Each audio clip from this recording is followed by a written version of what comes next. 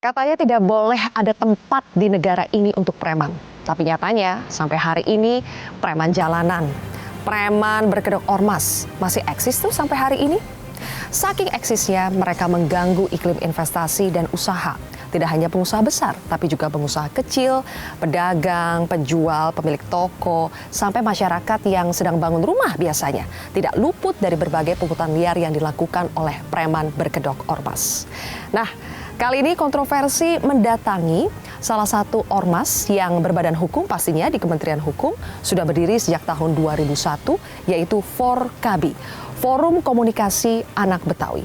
Kami ingin tahu bagaimana tanggapan ormas tentang berbagai sorotan negatif terhadap ormas-ormas yang melakukan praktik premanisme. Apakah sebetulnya ini adalah perilaku segelintir orang-orang saja, atau memang ada sistem di ormas yang mengharuskan anggotanya untuk bisa menghasilkan uang sehingga akhirnya muncul praktik premanisme? Langsung saja saya akan menyapa langsung di sini.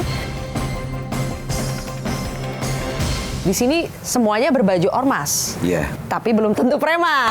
Jangan sampai jadi preman dong. Nah, pertanyaannya nih, Bang Abdul Goni, menurut Abang apa sih yang membuat kali ini sorotan terhadap aksi-aksi premanisme yang dilakukan oleh preman berkedok ormas ini mencuat lagi? Padahal kita tahu sebetulnya kan premanisme itu sudah sering dibahas ya. Tapi kali ini sepertinya serius sekali. Ada apa menurut Bang Goni di balik ini? Saya sangat sayangkan, ya.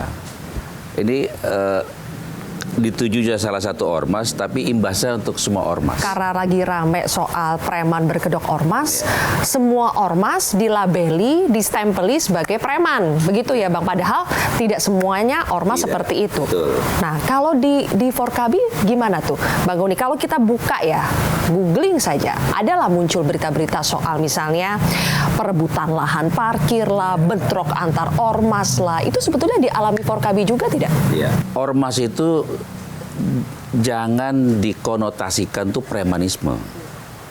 Ormas ini bagian dalam kehidupan berbangsa dan bernegara, terutama Provinsi DKI Jakarta. Kan nggak mungkin warga Jakarta menjadi penonton di kampungnya itu sendiri. Bagaimana untuk menjadi pelaku? Ya tentu kita harus berbuat, bekerja.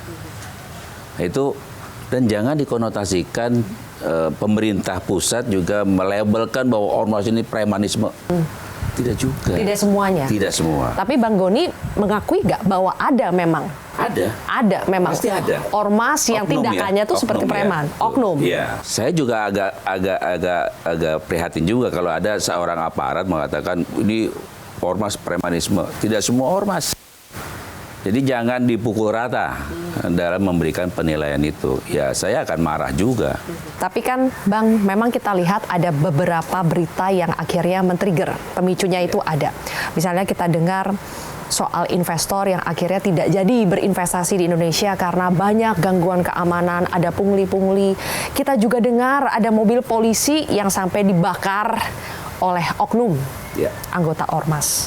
Nah, Bang, kalau sudah sampai seperti itu, menurut Bang Goni, pantas tidak, sudah seharusnya tidak kalau pemerintah sampai presiden langsung itu membentuk yang namanya Satgas Penanganan Premanisme? Saya pikir sudah terlalu berlebihan. Kenapa? Presidennya simbol negara.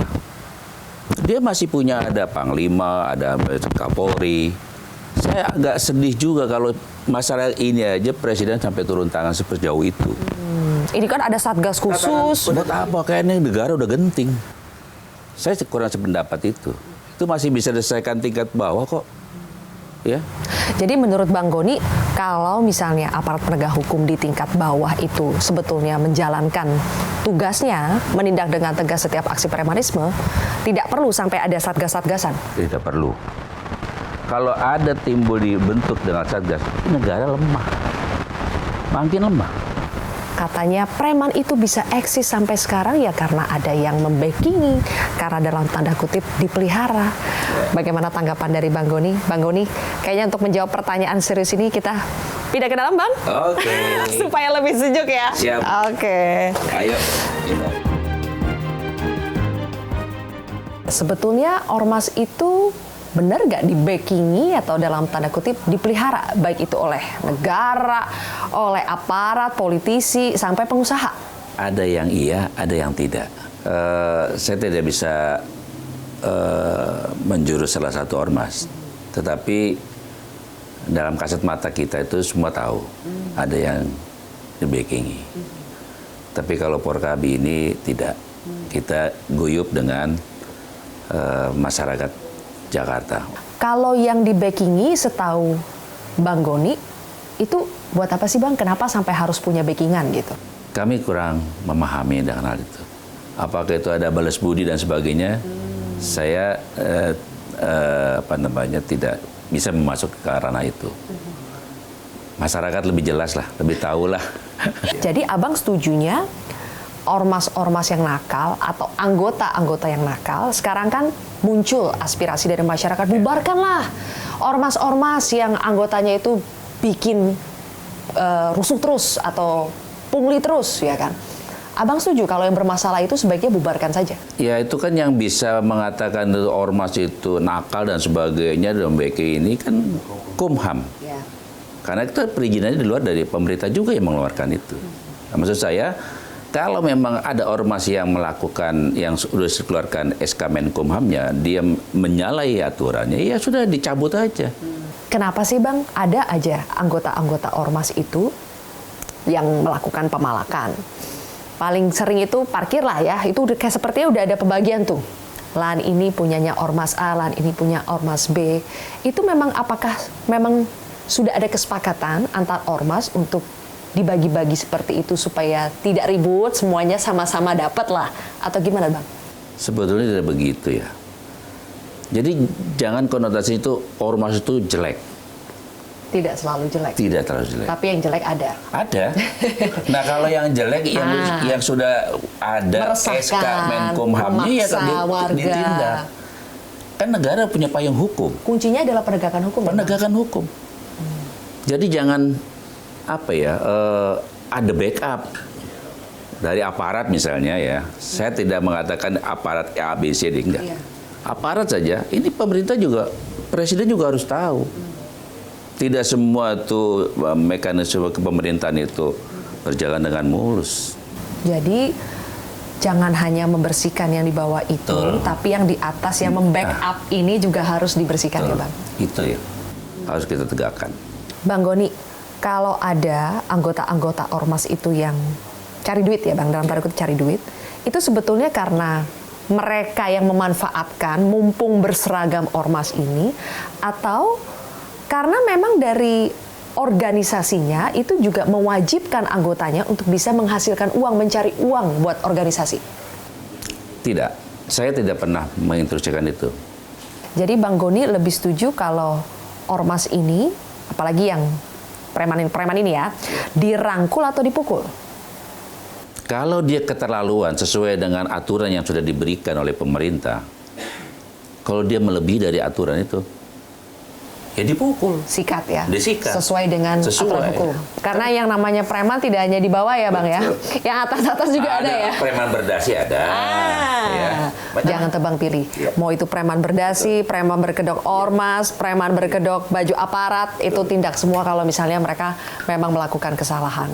Dan terakhir, Bang Goni, sekarang kan karena ada Satgas tadi, penanganan premanisme, kemudian juga kita lihat ini lagi gencar-gencarnya lagi nih dari petugas kepolisian yang melakukan berbagai macam razia dan sampai katanya menggandeng ormas-ormas juga untuk bisa mencegah premanisme. Apakah Porkabi juga digandeng juga nih untuk sosialisasi ke masyarakat? Saya kok jadi yang dalam tanda petik yang disebut premanisme itu ukurannya apa? Misalnya dia butuh untuk keluarganya melakukan misalnya parkir liar. Kalau parkir liar kan pasti ditangkap, ya kan? Apakah sejauh itu? Jadi ada standarisasinya. Jadi kalau bicara mengenai yang dianggap premanisme itu yang sudah tercapai sejauh mana disebut premanisme. Kalau dia melakukan kekerasan, ya itu baru premanisme. Maksa, ya kan? Pungli. Iya. Toh sekarang saya juga sedih. Beberapa minggu yang lalu ada kendaraan aparat kok bisa dibakar seperti itu. Itu kan berarti lemah nih negara. Kok Kok kalah dengan premanisme seperti itu? Kalau Ini nggak jelas boleh premanisme, terjadi. ya. Dengan kepemimpinan Prabowo sebagai presiden tidak boleh terjadi semestinya. Bang Abdul Goni, Siap. Ketum Forkabi, terima kasih ya sudah Sama-sama. berbagi pandangannya di kontroversi.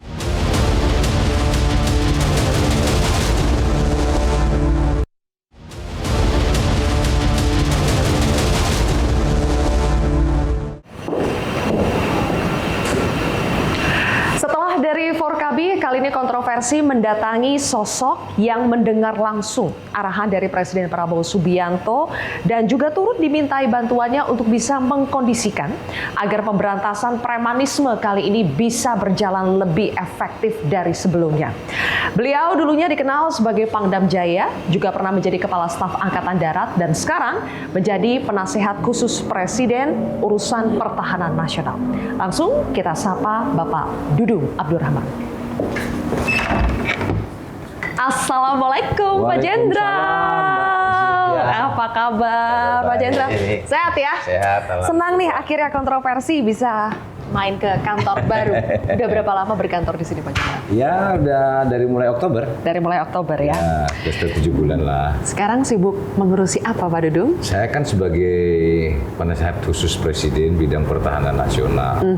Ya saya memberikan masukan ke beliau, membuat eksekutif smart summary, kemudian kita juga memberikan masukan-masukan tentang situasi dalam negeri maupun luar negeri. Termasuk masukan soal pemberantasan premanisme kah Pak Dudung? Ya itu kan kaitannya juga situasi dalam negeri. Nah kalau misalnya membuat gaduh dan sebagainya kan kaitannya juga dengan pertahanan nasional. Ya, Pak Dudung kan mendengar langsung arahan dari Pak Prabowo soal premanisme ini. Pak Prabowo sebegitu concern ya Pak, begitu khawatir, begitu resahkah dengan aksi-aksi premanisme belakangan ini Pak? Pada dasarnya kan Bapak Presiden itu kan dia fokus kepada bagaimana kesejahteraan rakyat. Betul. Beliau ini paling tidak bisa melihat rakyat yang menderita. Dan kemudian makanya beliau marah waktu kemarin itu pada saat rapat kabinet terakhir bahwa disampaikan langsung Mendagri kalau ada ormas yang melakukan tindakan-tindakan meresahkan masyarakat, menekan masyarakat, merugikan masyarakat, bahkan melakukan pemalakan kepada masyarakat. Kalau ormas itu melakukan seperti itu, udah bubarkan aja. Beliau Jadi langsung tegas levelnya itu seperti sudah marah ya Pak? Bubarkan aja. Udah bubar. Saya ada di situ, saya hadir. Pada saat itu. Kemudian konkretnya dari arahan Presiden itu apa Pak? Terjemahan kepada para pembantunya itu apa yang akan dilakukan? Nah, saya lihat tidak lama dari itu kan muncul sekarang ada Satgas. Betul. Implementasi dari pernyataan beliau itu ada Satgas. Satgas itu terang-terangan betul-betul menyisir organisasi-organisasi kemasyarakatan, termasuk kegiatan-kegiatan premanisme yang dilakukan oleh sekelompok orang maupun orang perorangan. Kan kita lihat sudah banyak yang ditangkapin oleh penegak hukum. Ya, gitu. tapi kan kalau kita lihat Pak, yang ditangkap-tangkepin beberapa hari terakhir ini, mereka misalnya yang ada di jalanan nih Pak, Ya. juru parkir liar, atau yang melakukan pungutan-pungutan liar terhadap proyek-proyek pembangunan gitu ya. Ya. Tapi kalau kata masyarakat, yang kelas kakapnya tuh belum Ya, tersentuh. iya. Nah ini yang harus diapakan nih Pak, yang katanya kelas-kelas kakap, atau yang sosok yang belakangan kontroversial? Ya. Ya seperti kayak kemarin di kejadian minggu lalu lah ya, Ya. di Banten itu kan Kadin yang melakukan itu Nah, justru. Artinya ya kita tidak ada tebang pilih lah, artinya tidak hanya serta-merta hanya orang per orang tukang parkir dan sebagainya, tetapi justru yang lebih meresahkan investor dan sebagainya itu ada ketegasan dari penegak hukum. Jadi jangan hanya orang per orang saja. Jadi preman itu banyak kedoknya ya Pak? Banyak kedok. Ada yang kedok ormas, ada yang kedok pengusaha. Pak, saya dengar Pak Dudung ini cukup mengenal sosok kontroversial yang belakangan mencuat, Pak. Ketua Umum dari Grip Jaya, Hercules. Selama kontroversi belakangan ini, Pak Dudung ada tidak berkomunikasi atau bahkan mungkin memarahi atau mengkontak langsung untuk menegaskan kepada Hercules apa yang boleh dan tidak boleh dilakukan oleh ormas. Baiknya kita ngobrol di... Oke, Pak Dudung. Jadi Pak Dudung, yang kami dengar, Pak Dudung ini cukup mengenal lah sosok Hercules ini. Udah Bapak kasih pesan-pesan belum tuh ke Hercules? Kemarin hiruk pikuknya situasi kemarin sampai rame lah dengan Pak Gatot, Pak Iya, Yayat. Pak Saya telepon Sutioso. dia, saya bilang kamu jangan seperti itu. Jangan marah-marah seperti itu di media, itu tidak bagus karena kamu sendiri kan dekat dengan keluarga besar TNI. Makanya saya sampaikan ya yang berbicara yang dewasa lah. Seperti itu. Bisa saya komunikasi dengan dia? Oh ya? Bisa. Boleh Pak? Boleh nggak? Nah, coba saya telepon ya.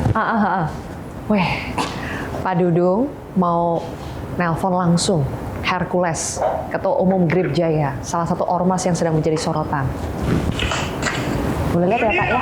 Nih, bun dia. Nih, mau nih Agora nih, nabi nih. Nih, Agora nih, reporter nih, Metro TV nih, Mbak Sylvia nih. Bang Hercules. Salam. Ya. Salam Bang Hercules. Jenderal, salam. Iya, kami Ya. lagi sama Pak Dudung. Oh iya. Ini lagi berbicara dalam bahasa Portugis ya Pak ya? Ya. Oh, Bahasa Titun, bahasa Titun. bahasa Titun.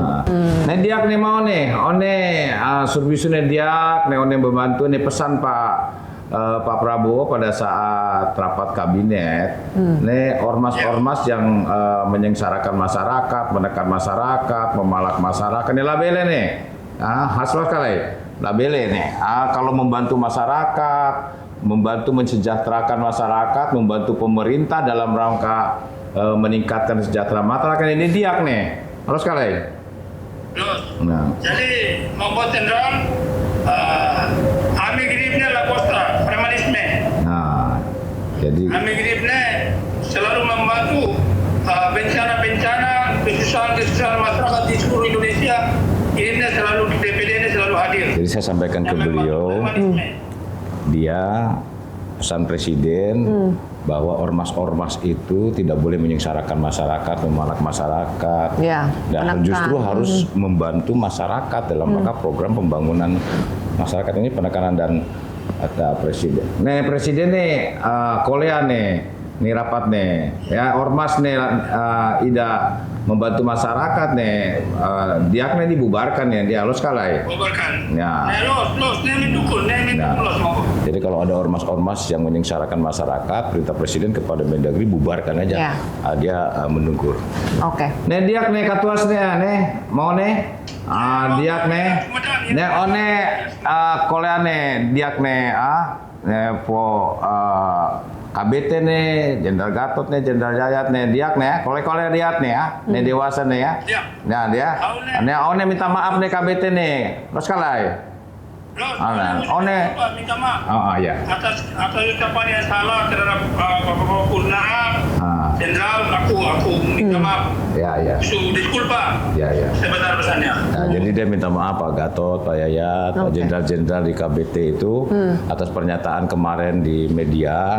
Beliau minta maaf dan beliau nanti akan mendukung kegiatan-kegiatan pemerintah. Oke, mau nih obrigado nih, diak nih. Obrigado. Salam nih. Monggo. Oke ya, obrigado. Assalamualaikum. Salam. Pak Dudung pasti sudah juga mendengar ada berita misalnya disebutnya si oknum Pak ya, oknum dari ormas, salah satunya Grip Jaya juga yang membakar mobil aparat. Iya, betul, saya dengar itu. Ketika itu terjadi, Pak Dudung menyampaikan apa kepada Hercules tadi? Nah, saya waktu itu belum tahu persis kejadian seperti itu. Saya belum sempat berbicara tentang kejadian itu, tapi saya bilang kamu nggak boleh melakukan kegiatan-kegiatan seperti itu. Artinya apalagi melawan aparat, tidak boleh. Cuman dia menyampaikan waktu itu ya tidak secara langsung menurut dia itu anak buahnya dia dan dia marah betul yang mengatasnamakan Grip.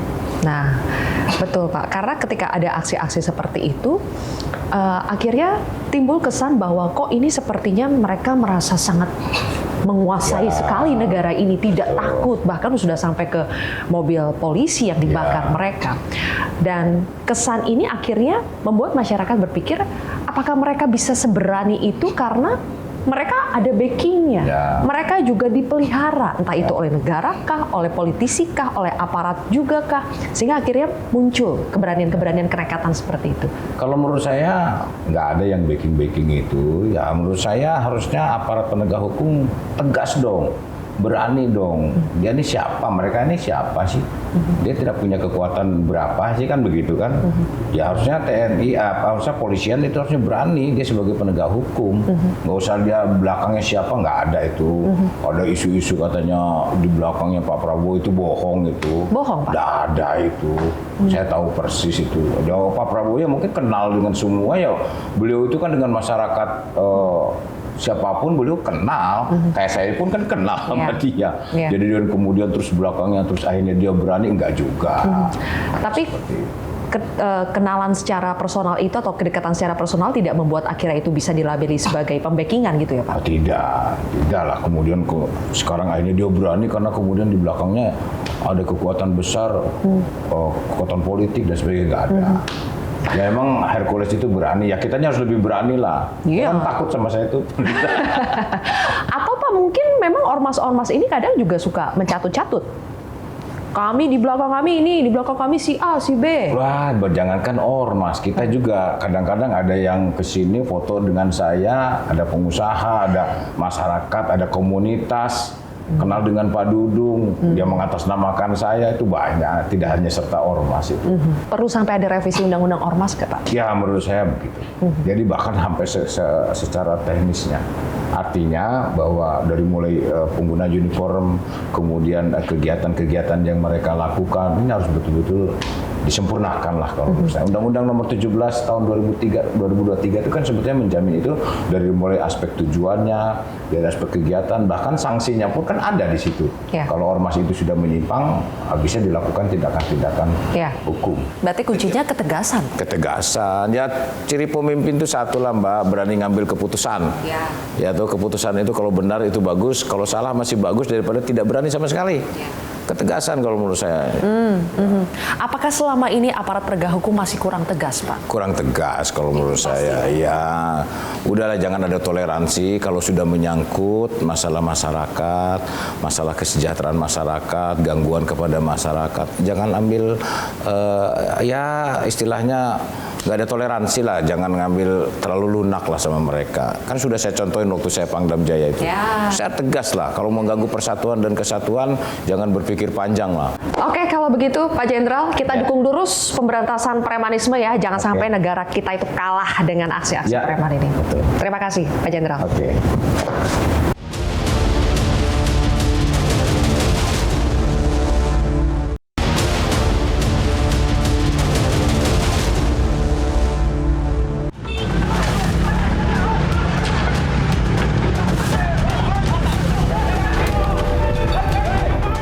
Juga merasakan keresahan karena seharusnya tidak boleh aksi-aksi premanisme yang apalagi dibungkus dengan organisasi-organisasi presiden, pemerintah betul-betul resah. Dan beberapa hari yang lalu beliau berkoordinasi dengan Jaksa Agung, berkoordinasi dengan Pak Kapolri untuk mencari jalan keluar.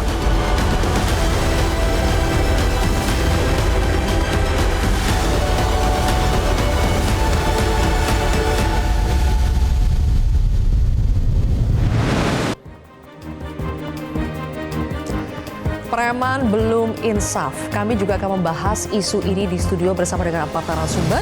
Yang pertama adalah Wakil Ketua Komisi 3 DPR RI, ada Ahmad Sahroni. Bang Roni, selamat malam. Malam. Berikutnya juga ada anggota Komisi 2 DPR RI, fraksi PKS, ada Bang Mardhani Alisera. Bang Mardhani, selamat malam. Keren. Kemudian juga ada Wakil Ketua Umum Kadin kita, Mulyadi Jayabaya. Pak Mulyadi, selamat malam. Dan juga tim advokat penegak hukum anti premanisme atau Tumpas, Bang Saur Siagian. Bang Saur, selamat malam. Malam, Mbak Silvi. Ke Bang Roni dulu. Bang Roni tadi sudah mendengar ya wawancara kami, ada dengan Forkabi, ada juga dengan Pak Jenderal Purnawirawan Dudung. Jadi menurut Bang Roni, apa yang membuat preman-preman kita ini sesuai dengan judul kita belum insaf-insaf, Bang? Enggak, mungkin komandannya udah insaf. Komandannya ya. Tapi kan bawahnya merajalela. Ini ngomongin ormas yang mana nih? Ya, semua dalam kategori apa yang dikatakan ormas. Tapi apakah ormas itu dilarang? Enggak. Oke. Jangan pernah dilarang karena itu haknya negara untuk membuat ormas itu ada. Dan yang kita sayangkan adalah jangan kita biarkan ini barang. Negara di mana kalau membiarkan pada hal-hal yang dianggap mudah, tapi kalau dibiarin gitu. Selama ini pembiaran ya? Pembiaran Makanya mereka yang masih bisa harusnya eksis. ditindak. Kalau Pak Dudung kan waktu zaman Kasat, ada anggota DPR. Itu semua anggota TNI mau hajar tuh Effendi Simbolon. Sekarang pertanyaan saya, kemana tentara? Pada saat dibutuhkan, kenapa nggak seruduk mereka yang meresahkan masyarakat? Kan sayang. Buat apa akhirnya negara membiarkan posisi yang harusnya bisa dituntaskan oleh penegakan hukum? Nah, mungkin penglihatannya, contohnya, 3 mobil polisi dibakar. Kemana negara melakukan tindak pidana hal demikian? Tapi kok lemah gitu. Sayang. Di sini saya sampaikan waktu itu. Kalau Polda Metro nggak cepat bergerak melakukan apa yang harus dilakukan, bubar aja Polda Metro. Tapi 4 hari kemudian semua ditangkap. Dan yang saya dengar mereka lari ke Bengkulu, ke Medan, kemana-mana. Tapi apresiasi buat Polda Metro, kecepatan ini membuktikan bahwa negara masih ada untuk melayani rakyat dari keresahan yang diterima oleh rakyatnya. Oke, tapi telat tidak? Nggak telat, belum. Sekarang kita pengen tahu sejauh mana kecepatan selanjutnya Satgas Premanisme yang sudah ada. Jangan cuma tangkap yang kecil-kecil, sayang dong. Beberapa hari ini masih yang kecil-kecil ya, Bang? Masih odong-odong, lihat aja mukanya, ya muka resah semua. Kagak ada premanismenya, nggak ada. Oke, pindah dulu ya ke Bang Saur.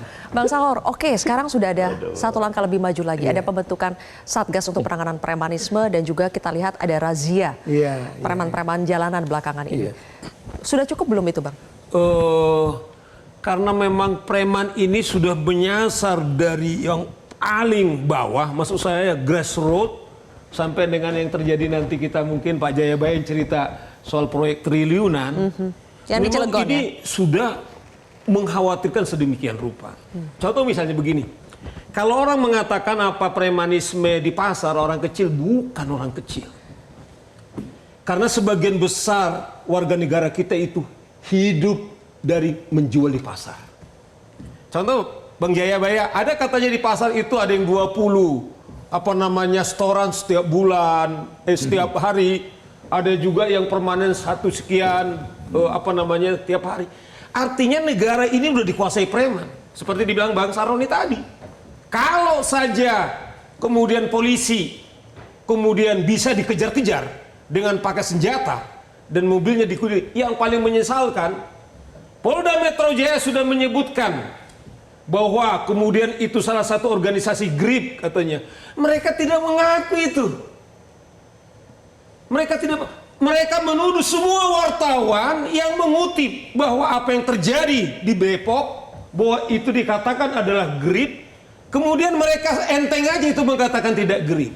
Ini menurut saya adalah pelecehan, bukan saja menghina semua wartawan, tetapi juga sumber berita itu adalah kemudian mereka tuduh itu adalah hoax gitu loh.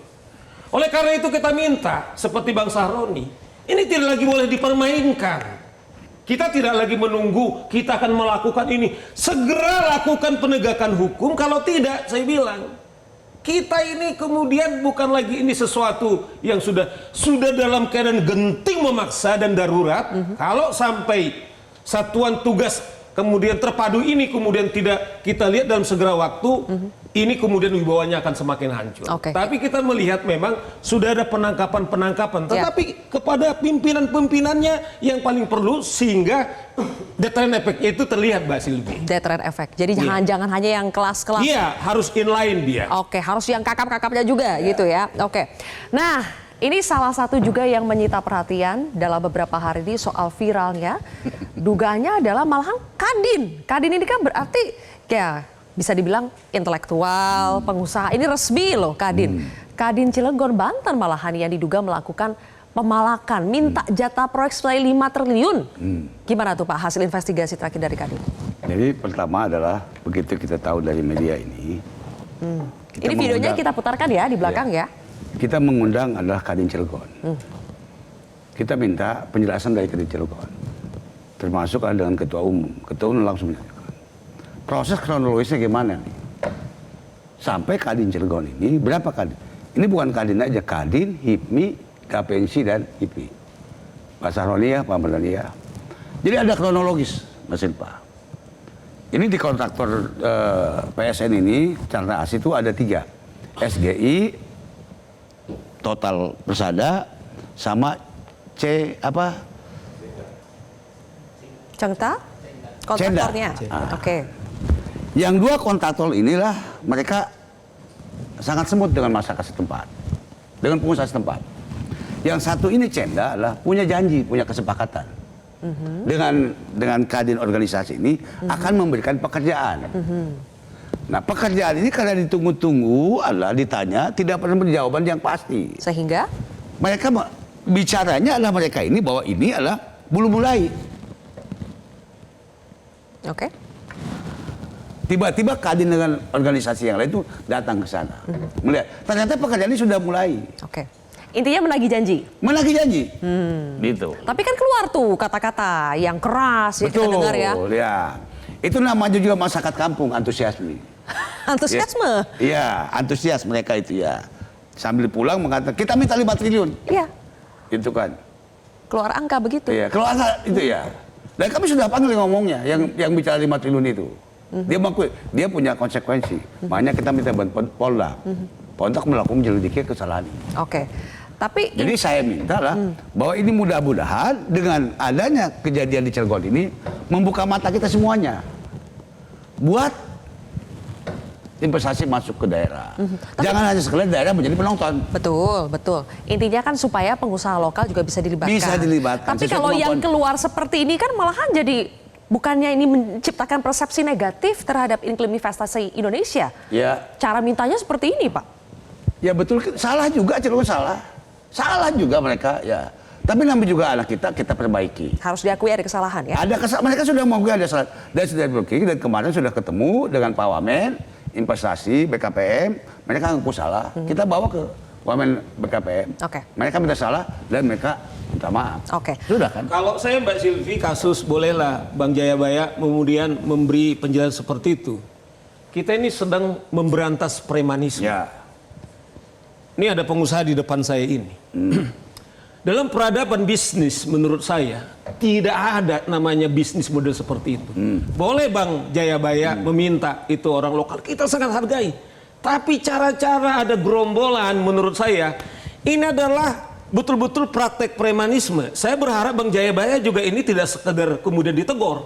Kalau menurut saya cara-cara seperti ini meminta terbuka 5 triliun tanpa tender. Apa model kita model seperti ini gitu loh. Maksud saya adalah bagaimana premanisme ini yang saya bilang dari pasar-pasar dan juga proyek triliun itu mungkin hanya seperti itu supaya bisnis bisa terjadi. Maaf. Seorang Kadin loh menurut saya loh. Kadin. Maaf ya. Iya. Saya bukan menyetujui ada premanisme. Saya sepakat dengan apa yang disampaikan Bang Roni tadi. Premanisme itu kita berantas semua. Untuk itu bangun dunia usaha. Karena premanisme di Indonesia ini sudah kemana-mana. Apa yang disampaikan oleh Bang Roni tadi lah jangan hanya yang kelas bawah doang. Sekarang itu pembenahan di tingkat PSN ya, ASN udah nggak bisa karena banyaknya preman.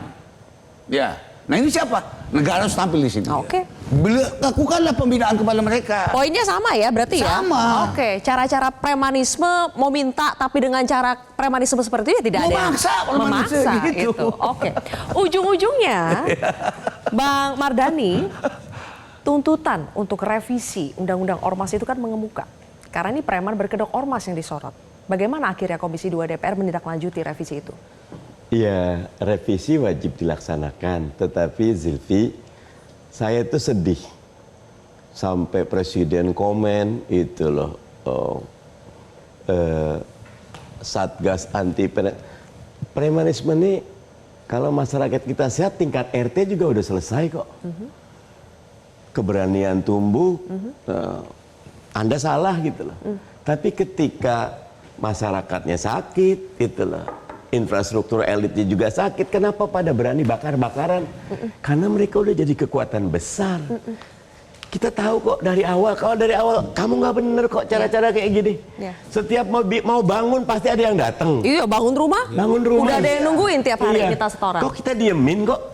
Nggak boleh gitu loh.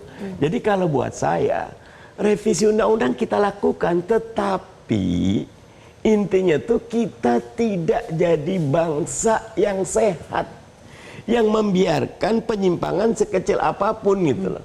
Padahal kalau kata Nabi kan man ra'a minkum munkaran falyughayyiru. Kalau buat kemungkaran bukan amin, dengerin dulu.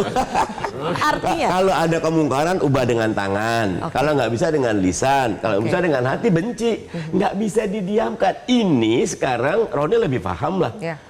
Ya, banyak ormas yang memang dipelihara. Dipelihara. Bang Mulyadi tadi udah bilang, bahkan ada yang udah jadi, minta maaf, kepala daerah, ada yang masuk ke DPR, ada yang masuk itu kan jadi catatan. Dipelihara oleh siapa dan untuk motif apa nanti kita bahas lebih lanjut lagi. Tapi kita jeda terlebih dahulu pemirsa, kontroversi kembali sesaat lagi.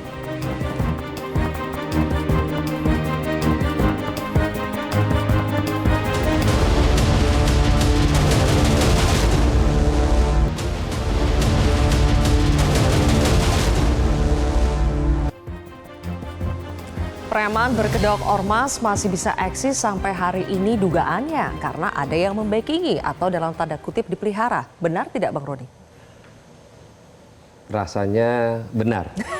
Kenapa mikir dulu? Jadi gini, tidak ada orang di Republik ini berani tanpa ada belakangnya. Saya pastikan 1000% itu benar. Tapi sayangnya dia melakukan itu merasa bahwa kekuasaan lagi di badannya. Nah dia nggak tahu kalau dia terpojok dan terpleset, saya rasa penguasanya akan membiarkan dia jatuh. Sayang, 1000 sayang, kalau dia dekat dengan penguasa tidak dimanfaatkan untuk kepentingan yang tadi Pak Dudung bilang. Kalau ngomong tentang bermasyarakat, organisasi masyarakat, mestinya dia melindungi masyarakat dan membantu masyarakat. Bukan akhirnya melawan institusi dan meremehkan institusi. Sayang, kalau ini terjadi, pride-nya negara nggak ada udah. Kenapa saya keras dengan masalah premanisme? Adanya Satgas, dibentuk, ditangkap segala macam. Silvi kasihan yang ditangkap ini mukanya bukan muka preman, muka memang cari makan gitu. Beda dengan preman kan gahar, gagah, seada-adanya gitu. Tapi yang ditangkap coba lihat di TV-TV, itu memang cari makan, dia bukan preman. Namanya cari makan ya nggak apa-apa, nggak dilarang. Tapi kalau preman kan udah bawa senjata, bawa parang lah segala macam. Nah kita berharap di Republik ini kita pengennya Bapak Presiden Republik Indonesia perintahkan langsung tangkep, bubarin semua barang yang memang merusak tatanan negara Republik Indonesia. Udah selesai ini barang. Kita pengen berdamai dan kepemimpinan Pak Prabowo adalah tingkat ekonomi kesejahteraan yang Bapak mau adalah bagian dari kita semua yang untuk membantu beliau. Jangan sampai premanisme di backup seolah-olah di backingin, didugaannya di backingin, maka dia berani melakukan sesuatu menindas institusi. Baik, Bang Mardhani, kalau dengar dari Bang Roni kan sebetulnya tidak sulit sebetulnya selama itu ada niat, ada ketegasan tidak sulit karena negara punya semua instrumen sebetulnya untuk bisa memberantas premanisme. Sekarang berarti tinggal tunggu apa lagi Bang Mardhani menurut Anda yang masih kurang? Ya harus ada keberanian dan kejujuran. Kadang-kadang berani dan jujur itu gampang diucapkan, tetapi kalau mikirnya panjang kali lebar ya nggak keluar. Tapi dari segi regulasinya apakah perlu ada yang diperbaiki lagi atau mau regulasinya kayak bagaimanapun selama implementasinya itu di lapangan selalu ragu-ragu? Dua approach, perbaikan regulasi terus ditingkatkan karena ketika regulasi makin detail, makin rigid, itu orang makin susah untuk berbuat. Kalau bahasanya Bang Napi itu gini, ingat kejahatan itu karena ada kesempatan. Pastikan regulasi itu tidak memberi kesempatan itu. Tapi saat yang sama, edukasi di masyarakat, kesadaran di masyarakat, keberanian di masyarakat harus dibangun. Oke, berarti sekarang dari Kemendagri, dari Kementerian Hukum juga harus betul-betul melototi dan mereview sepak terjang ormas-ormas ini? Saya pernah bilang paling enak sih dibina ya. Kumpulkan, kalau KDM ada yang diurus ke barak, mungkin bisa juga coba di treatment. Ke barak juga. Orang ada, jangan seuzon. Siapa tahu ada orang yang insaf. Kan ada preman insaf banyak juga. Gitu. Oke, baik. Kita menunggu ada preman insaf, tapi jangan sampai juga ada preman yang justru datang dari kalangan pengusaha. Nah, bagaimana Kadin memastikan itu tidak terjadi lagi hal-hal seperti yang di Cilegon? Saya punya keyakinan dengan kita melakukan investigasi kepada Kadin Cilegon ini akan tidak terjadi di seluruh Indonesia. Jadi Kadin yang lainnya. Jadi mudah-mudahan bahwa dengan kejadian ini untuk membuka mata kita semuanya bahwa investasi diperlukan. Tapi daerah juga perlu dilibatkan dalam rangka membangun kita untuk membangun ekonomi SDM ke depan. Yang kedua tadi disampaikan oleh Roni adalah mengenai preman. Preman negara itu harus tampil. Saya menyampaikan Pak Mardhani tadi gitu kan. Bukan hanya sekedar keberanian dan kejujuran. Ada niat. Niat dari hati kita, dari pemimpin untuk memberantas preman. Preman ini ada, kami sudah menyampaikan surat kepada Pak Kapolri sewaktu hari bulan puasa. Minta waktu Pak Mardhani, Pak Roni ke Pak Kapolri, Jagung ya dan TNI. Kita melihatlah sangat prihatinnya preman-preman itu yang ada di Bekasi, di Kerawang. Dan bukan di Bekasi, Kerawang saja. Kota-kota besar minta THR segala macam, ini kan mengganggu. Ya, tentunya Kadin juga kita lah sangat prihatin. Ya kan, sampai ekonomi tidak jalan, kemaslahatan yang berkurang, sehingga lapangan pekerjaan berkurang. Padahal kondisi ekonomi hari ini sudah sangat. Kondisi ekonomi pada hari ini pada punya kita lah tidak baik-baik saja. Tidak baik-baik saja. Jadi saya sepakat dengan Roni tadi. Ini memang harus negara turun. Berikan pembinaan kepada mereka yang bisa dibina, kita perbaiki hidupnya. Yang tidak bisa, ada tempatnya. Ya kan? Ada berubah regulasi sebagaimana. Toh ada kodim di masing-masing wilayah. Ada Polres di masing-masing wilayah. Ada kejaksaan. Bina tak? Ada bupati, ada Pemda. Dibina preman-preman ini. Tadi seperti disampaikan oleh Bang Roni tadi ya. Memang yang ditangkap itu jangan yang kecil-kecil doang. Baik. Ya. Hanya sekedar lini. Ya. Sapu lini gitu kan. Baik. Oke. Ya. Terakhir, Bang Saur. Mbak Silvi, kita kan sepakat preman itu mulai dari bangun rumah sampai dengan bisnis 5 triliun yang kita lengar. Makanya kita menurut saya ini adalah sudah sangat darurat. Presiden sudah memerintahkan membentuk tim Satgas Terpadu. Kita minta betul supaya semua Kapolda, Pangdam yang telah terlibat itu kemudian mereka supaya jangan ragu-ragu. Dan kalau sampai ada yang mencatut siapapun seperti bilang Roni, ini pengkhianat negara. Dan saya kira mereka tidak lagi ragu. Selama ini karena mereka tidak hadir, ketakutan sehingga premanisme ini semakin menjadi. Kalau sampai ini tidak lagi dilakukan apa perintah Presiden tadi jelas kita dengarkan dari Pak Dudung tadi, ini adalah mereka ini adalah mengorbankan. Bukan saja kita bilang pebisnis, tetapi 287 juta rakyat Indonesia kemudian dibayang-bayang kita negara gagal seperti negara-negara Amerika Latin.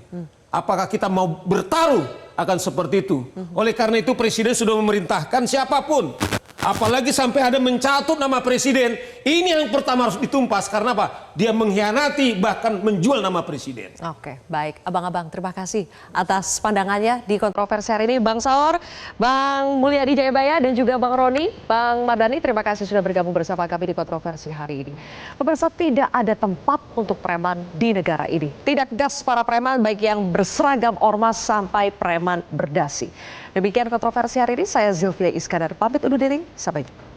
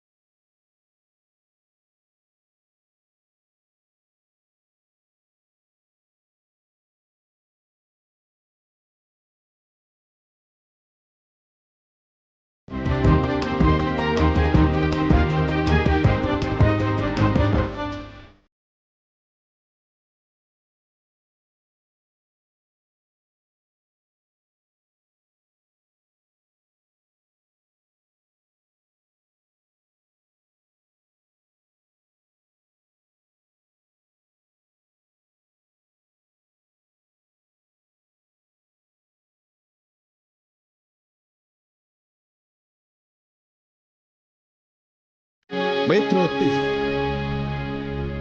Jelajahi cara baru mendapatkan informasi. Download Metro TV Extend sekarang.